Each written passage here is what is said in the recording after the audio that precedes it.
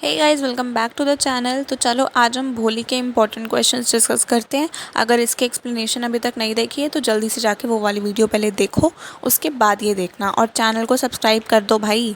चलो first question है, why was Sulekha named as Bholi. उसका नाम सुलेखा था तो उसका नाम भोली क्यों पड़ा। तो when Sulekha was 10 months old she fell off her cot and her mind became a little slower than normal children. ये तो हमें पता ही है, जब वो 10 months की थी तो वो अपने कॉट से गिर गई थी और उसका जो दिमाग था वो थोड़ा कम काम करता था नॉर्मल बच्चों से।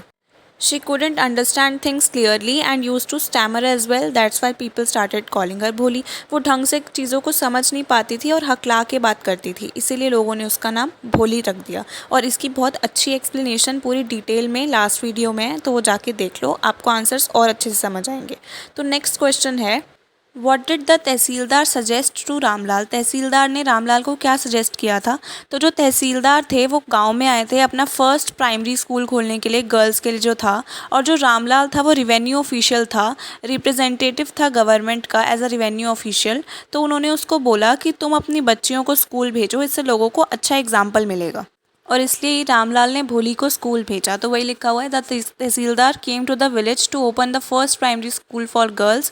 ही told Ramlal that as a revenue official he was the representative of the government in the village and he should set an example for the villagers by sending his daughters to the school. Next question, most most most important question, बहुत ज़्यादा important, exam में पक्का आएगा। और guys ये जो मैंने इसमें हाईलाइट किया हुआ है ना, बोल्ड लेटर्स में लिखा है, इसको पक्का लिख के आना, एग्जाम में तुम्हें 5 में से 10 नंबर मिलेंगे। तो क्वेश्चन है, what role did Bholi's teacher play in her life. ये किसी भी तरीके से आ सकता है क्वेश्चन, या तो ये बिल्कुल स्ट्रेट फॉरवर्ड आ जाए कि भोली की टीचर ने उसकी लाइफ में कौन सा रोल प्ले किया, या फिर ऐसे आ जाए वो जो लास्ट लाइन थी मास्टरपीस वाली की, मास्टरपीस कंप्लीट होने पे आर्टिस्ट को जैसा लगता है, उस तरीके से आ जाए, किसी भी तरीके से आ जाए, तुम ये आंसर लिख के लेके आना बस।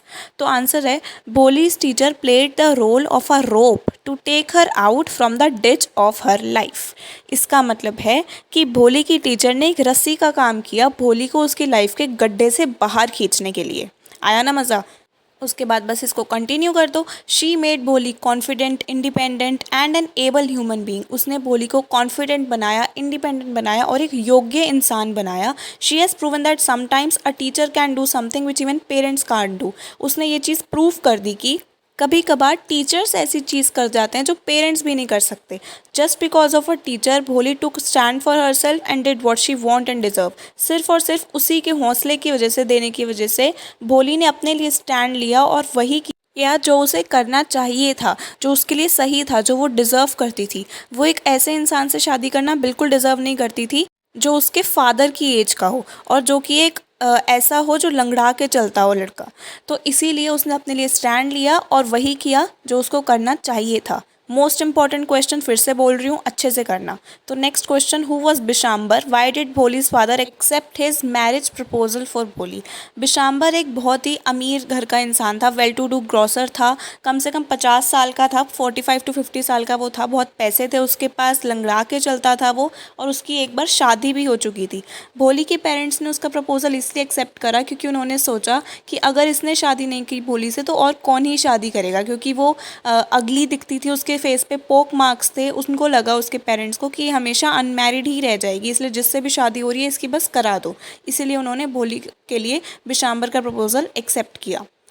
Last question, do you think Bholi's mother was a blessing for her. Explain. क्या तुम्हें लगता है कि जो भोली की मम्मी थी वो उसके लिए ब्लेसिंग थी। कहाँ थी वो ब्लेसिंग।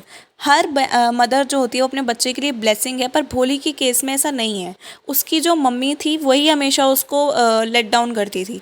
हर मदर नेवर सपोर्टेड और encouraged her, she always tried to put her down by making her feel down.